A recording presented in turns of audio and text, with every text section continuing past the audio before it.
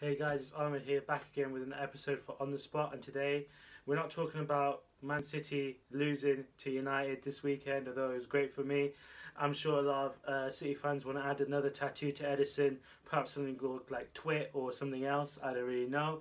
But we're not talking about that disaster, we're talking about another disaster. No, we're finally getting off weather, we can finally move on from weather. Onto something more bleak, which is the coronavirus and how it's affecting football. For those who haven't been really up to date in the terms of sport with the coronavirus, it has really affected it really badly. At the start, it was seen as probably light-hearted humour because we saw Dele Alli make that really stupid joke, really proving to the rest of the world that English footballers think before they use social media. But obviously he got done for that, but it's becoming more and more worse. We've seen the Italian league recently now take action. We've heard rumours that the Prem and the rest of the English leagues will have to stop playing if it gets even worse. Italy's probably the forefront at the moment, with a lot of Serie A games being played behind closed doors, away from fans. Back to the Prem though, we saw this really weird thing with Liverpool and Bournemouth where they just walked past each other instead of shaking hands and no mascot. It kind of reminded me of school where you see like an opposition group or like people you don't really know and you don't know whether to shake their hand or not. It kind of reminded me of that. It was weird. I think even Jurgen Klopp laughed at it. It was just so pointless and unnecessary. But that's what happened in England, and those are the measures they're going to take, and it's really weird.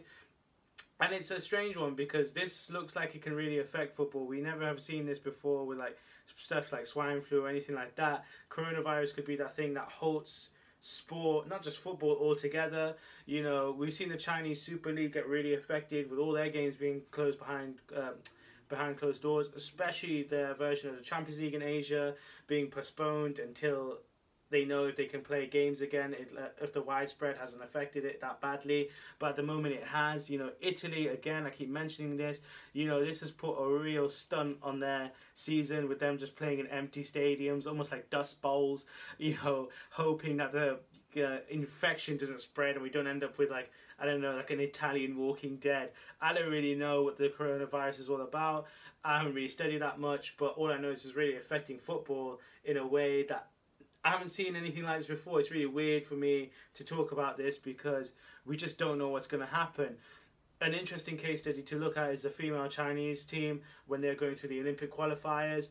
They were put in quarantine in a Holiday Inn in Brisbane. Yeah, just put there, and a lot of people are saying, oh, probably they got the Igalo treatment, probably got to train in isolation without the rest of the team, but you know, still got to practice. You know, the Chinese female football team got the opportunity. No, they had to play what you probably played when it was raining outside and you weren't allowed outside, which was corridor football, where they had just had to train in hotel rooms and hotel corridors.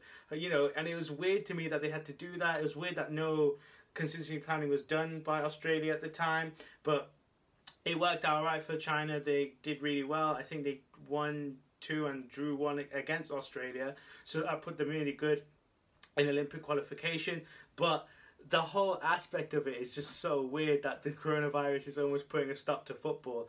And from my point of view, as a United fan, this could be a huge benefit, maybe in a joking sort of way, because this might stop Liverpool from winning the league if they have to put a halt on the team, any sporting events in England at the time being. But I doubt that's going to happen. I don't really see anything like that happening. I can see me making a video in 3 months later saying what happened to coronavirus, what was the panic about.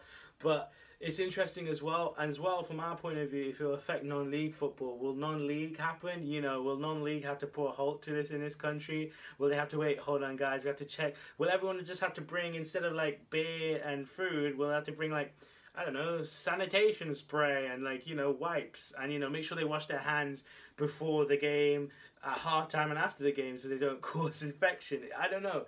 It's crazy to see what will happen with coronavirus and its future, but it's interesting to see how the world of football is trying to react to this. You know, they are trying to make it better almost, you know, trying to still play the football but behind closed doors. I don't really know. I mean, for me personally, I think I'd rather them halt the football rather than being played behind closed doors, because as someone who likes to go to football as well as watching on the TV, I'd rather go and see my team play rather than watching them on TV in an empty stadium where it's just them and the referee, and even the referee's got one of those hazmat suits on so he can't cause infection. I don't really know what's going to happen. I think the countries that are really affected is defo China and defo the rest of Asia, and it'll be interesting to see what they do with the Chinese Chinese League and the Asian Champions League, whether they'll just put a halt on it altogether or everything will be behind closed doors. In England, I don't know what they're going to do. There are cases happening left, right and centre around England, so we'll just have to see. But I'd love to know what your opinions about the coronavirus are. Please comment below, share this video, like, subscribe and share. And hopefully see you guys next time on the Spot. Thanks so much.